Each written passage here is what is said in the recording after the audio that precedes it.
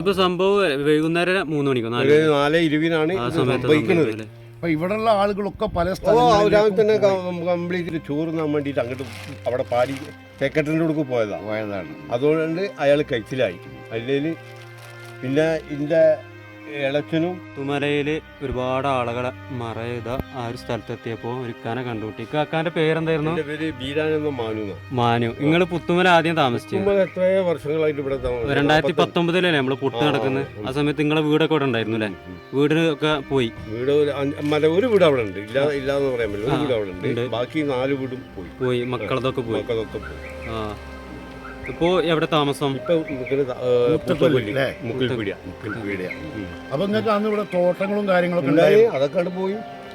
ഇപ്പൊ ഈ പുത്തുമലയിൽ ഇപ്പൊ എത്ര ഫാമിലി താമസിക്കുന്നുണ്ട്? ഇവിടെ അത് ഇവിടെ ആരും താമസിക്കണില്ല, ഈ ഭാഗത്ത് ആരും താമസിക്കുന്നില്ല. പച്ചക്കാട് എന്ന് പറഞ്ഞ സ്ഥലത്ത് ആരും താമസിക്കുന്നില്ല.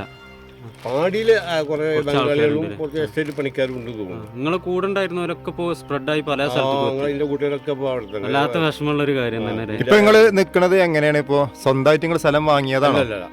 മാതൃഭൂമി മേടിച്ചിട്ട് മറ്റേ സർക്കാരിന് കൊടുത്തിട്ട് സർക്കാർ അതിന് 7 സെന്റ് സ്ഥലവും വീടും തന്നു.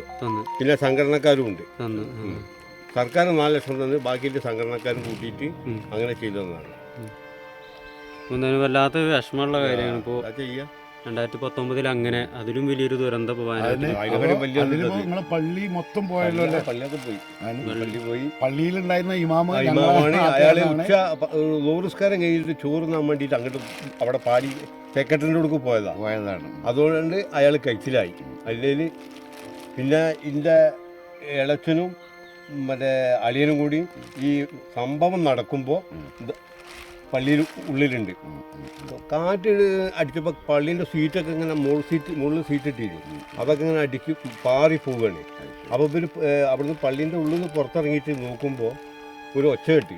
അതിൽ ഓല് ഇതിനോട് ഓടിയിട്ട് ഇവിടെ ഇതിലൊരു കുറുക്കുണ്ട്, ഈ കുറുക്കിന് ഇവിടെ വന്ന് നിൽക്കുക. ഇവിടെ നിന്നിട്ടാണ് പിന്നെ ഈ സംഭവം മുഴുവൻ കാണുന്നത്. ഇതിപ്പോ സംഭവം വൈകുന്നേരം 3 മണിക്കോ 4:20 സംഭവിക്കുന്നത്. അപ്പൊ ഇവിടെയുള്ള ആളുകളൊക്കെ പല രാവിലെ തന്നെ കംപ്ലീറ്റ് കുറെ ആൾക്കാരെ കംപ്ലീറ്റ് മാറ്റി. അത് 3 മണി സമയത്ത് സംഭവിച്ചുകൊണ്ട് ഒരുപാട് ആളുകൾ രാത്രി ആയതുകൊണ്ടാണ് വല്ലാത്തൊരു അപകടമായി മാറിയത്.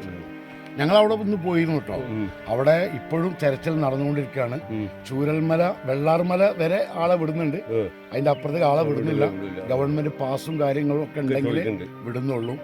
അപ്പോൾ ഞങ്ങൾ ഇന്ന് വന്നത് ഇവിടെ മേപ്പാടി പള്ളിയിലെ മരണപ്പെട്ടവർക്കൊരു പ്രാർത്ഥന നടത്തുന്നുണ്ട്. പല തങ്ങന്മാരും പണ്ഡിതന്മാരും വരുന്നുണ്ട് പറഞ്ഞു. അതിലൊന്ന് പങ്കെടുക്കണം, ഈ ബാക്കിയുള്ളവരൊക്കെ ഒന്ന് കാണണം. ഈ ഖബർസ്ഥാനിലൊക്കെ വന്ന് നമുക്ക് ചെയ്യാൻ കഴിയുന്നത് അവർക്കൊരു ഫാത്തി ഓലി ദുആ ചെയ്യാം. അതിനു വേണ്ടിയാണ് ഞങ്ങൾ വന്നത്. അപ്പോൾ നിങ്ങളെ കണ്ടതിൽ ഭയങ്കര സന്തോഷം.